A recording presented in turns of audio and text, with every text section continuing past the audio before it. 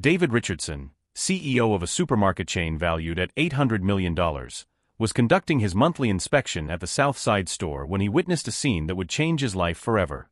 A young black woman with a baby in her arms and a 4-year-old girl by the hand approached the cashier with 3 items: baby formula, diapers, and a loaf of bread. When the cashier told her the total was $31, the woman counted and recounted the coins in her wallet. Then, her voice breaking with shame, she said, "I'm sorry, I have to put the formula back." David watched as this mother returned the can of formula while her baby cried from hunger and the little girl tugged at her skirt, asking when they would eat. At that moment, the millionaire who had built an empire selling food to American families realized a devastating truth. While he was counting millions in profits, some mothers had to choose between feeding their children and paying the rent. What he did after that encounter was not just a gesture of charity, but the beginning of a revolution that would transform the United States and the lives of thousands of families. But first he had to face the darkest secret of his success. David Richardson had never set foot in one of his supermarkets as an ordinary customer.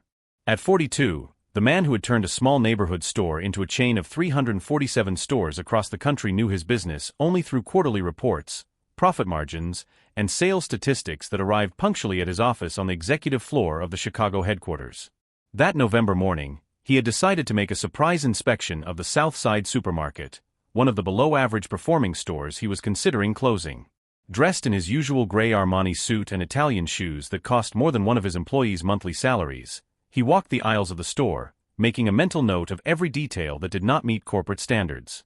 His life was a perfect mechanism of efficiency and profit. He woke up every morning at 5:30 a.m. in his 400-square-meter mansion in Lincoln Park. He would exercise for 45 minutes in his private gym. He would read financial reports over breakfast served by his staff and arrive at the office before 8 a.m. to begin a day that rarely ended before 10 p.m.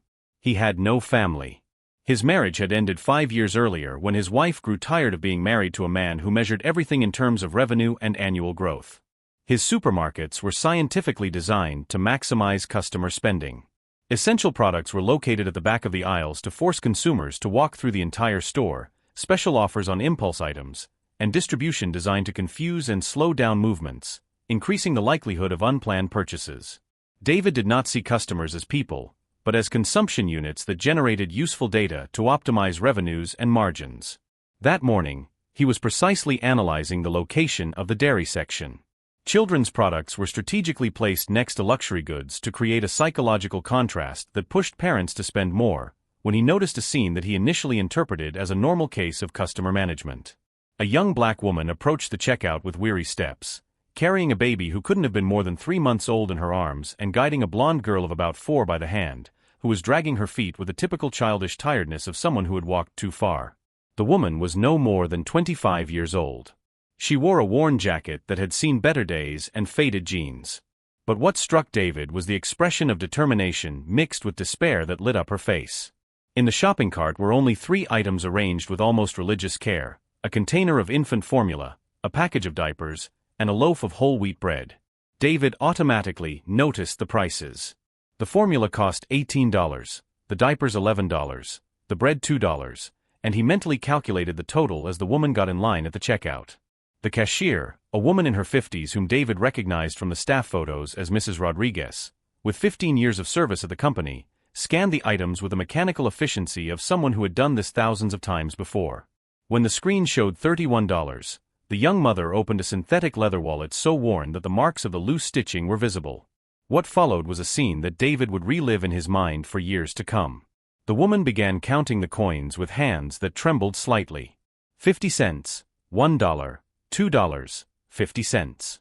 She laid them out on the checkout conveyor belt, counted them again, grouped them by value, and counted them once more.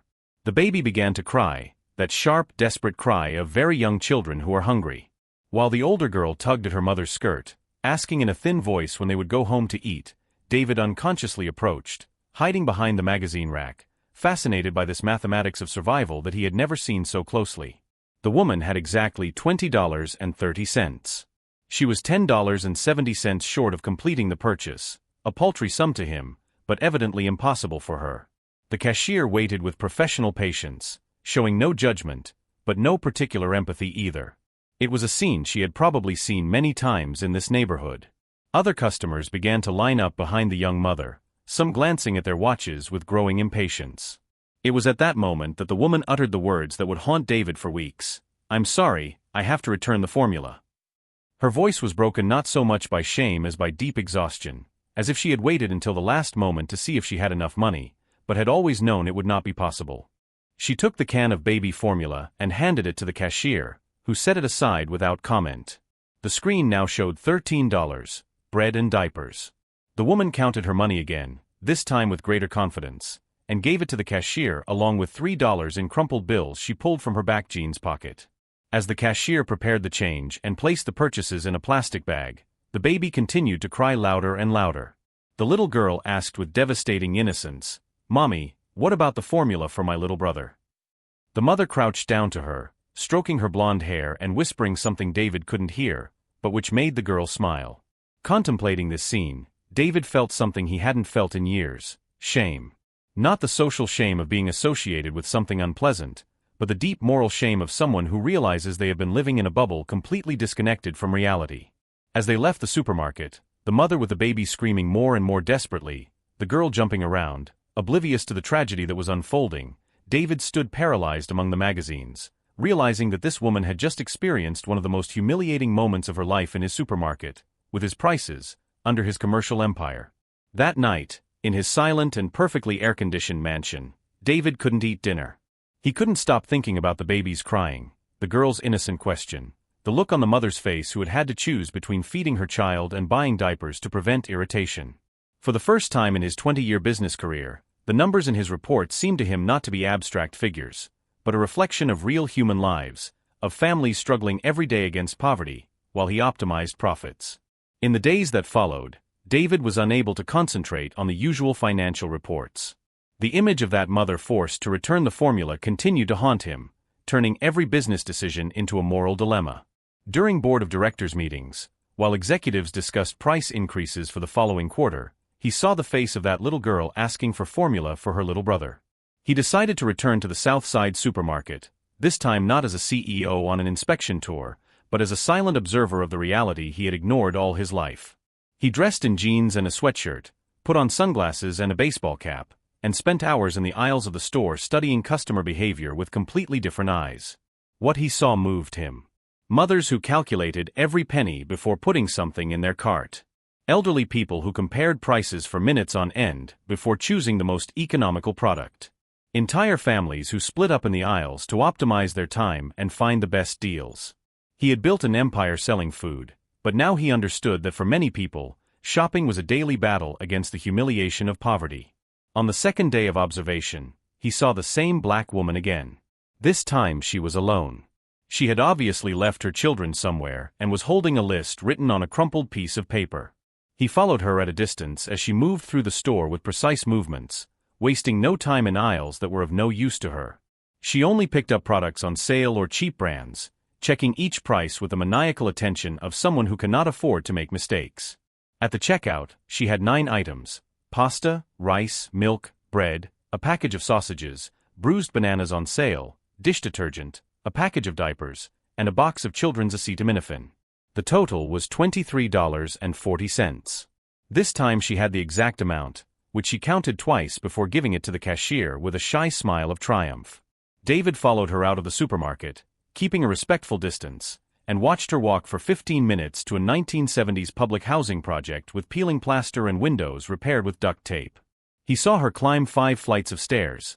The elevator was obviously broken, with the shopping bags weighing visibly on her thin arms.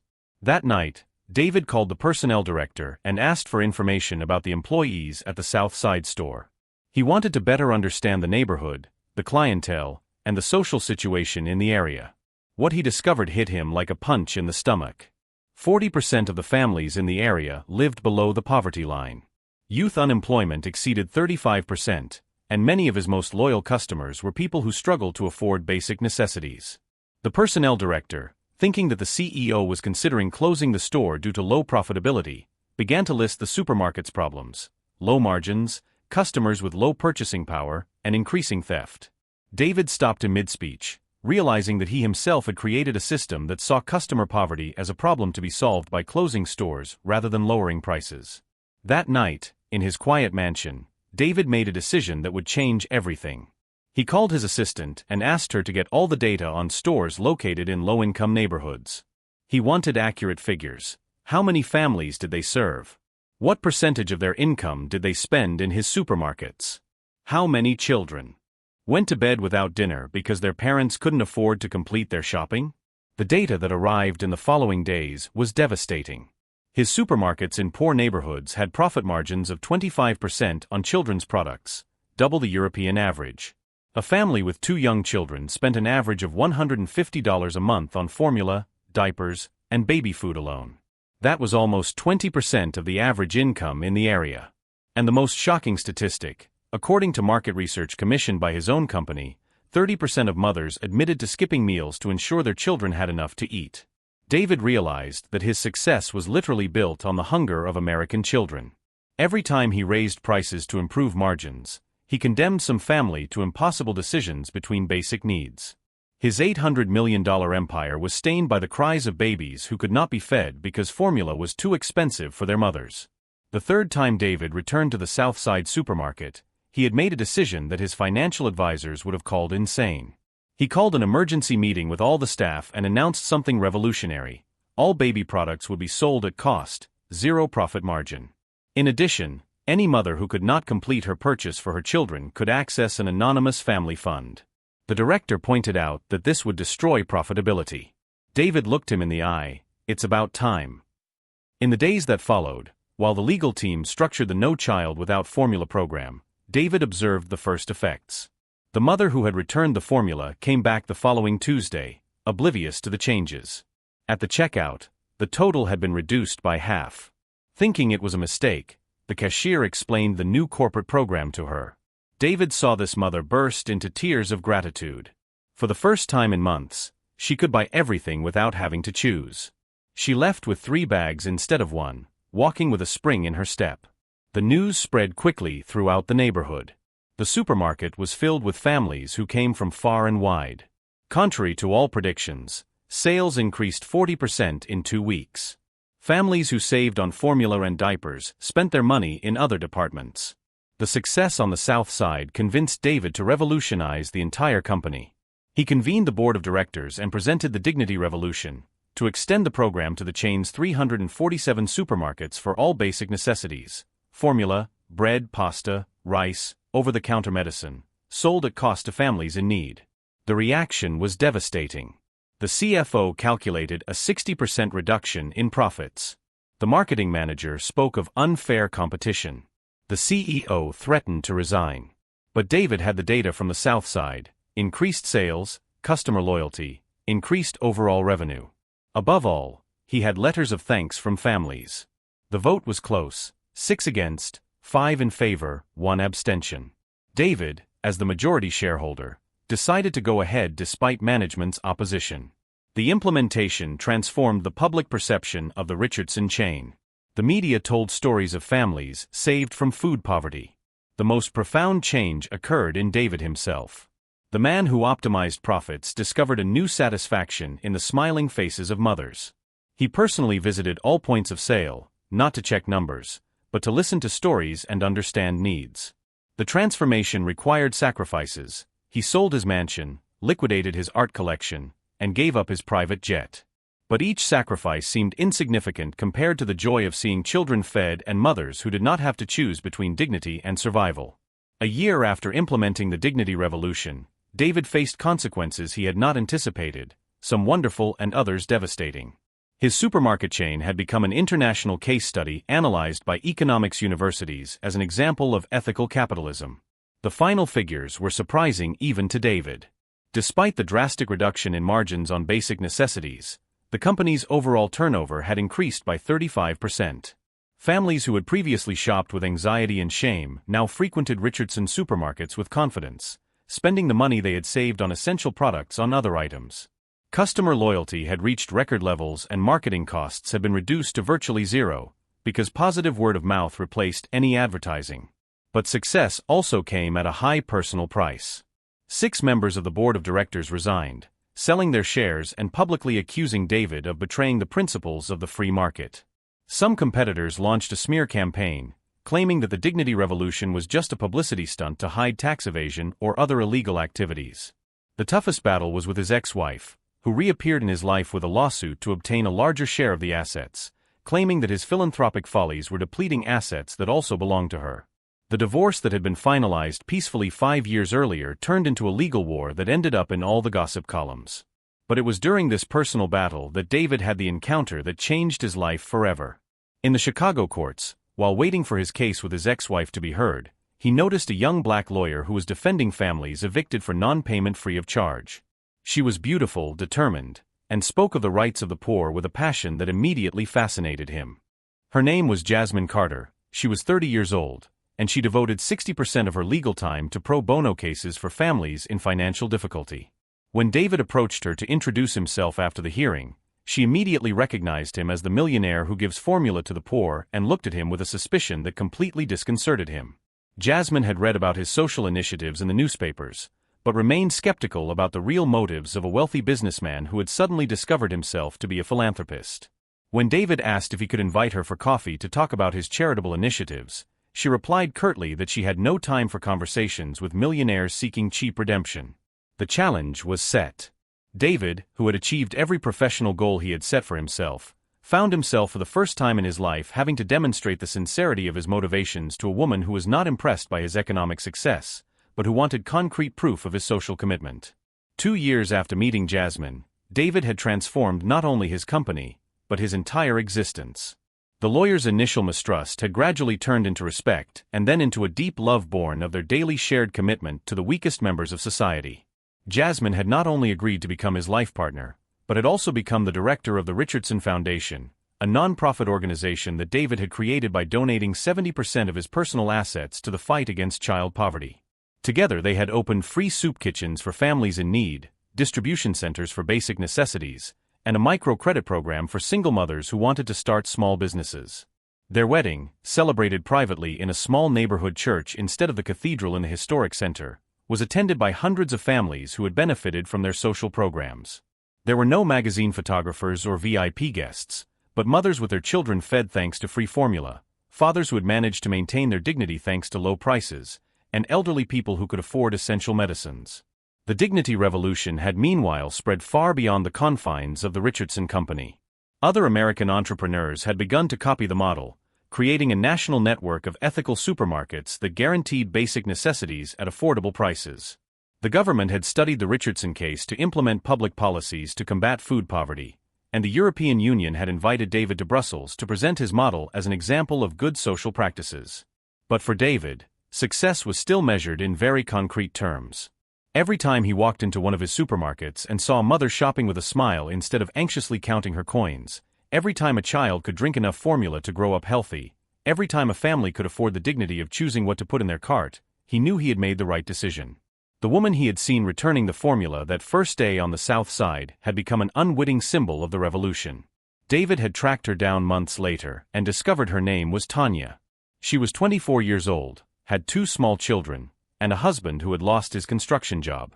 Now Tanya worked as a volunteer coordinator at one of the Richardson Foundation's food distribution centers, helping other mothers who found themselves in the situation she had been in. On the second anniversary of the Dignity Revolution, David and Jasmine returned together to the South Side supermarket where it had all begun. They found Tanya at the checkout, no longer as a struggling customer, but as the head of the No Child Without Formula program for the entire neighborhood. Her 2 children, now healthy and grown, colored behind the counter while she coordinated the free distribution of baby products. When Tanya saw them arrive, she ran to hug them both with tears in her eyes. She told them that they were the strangest family in the world, a former millionaire, a lawyer for the poor, and a single mother who had become her sister at heart, but also the truest she had ever known. That night, in their modest but loving home, David and Jasmine looked at the photos from the day together. In one of them, the 3 of them could be seen, Tanya, Jasmine, and David, surrounded by dozens of children eating free ice cream in the supermarket courtyard. Everyone was smiling, everyone looked happy, everyone was part of a revolution that had demonstrated a simple truth: when wealth is put at the service of love instead of greed, it does not become poorer, but infinitely richer.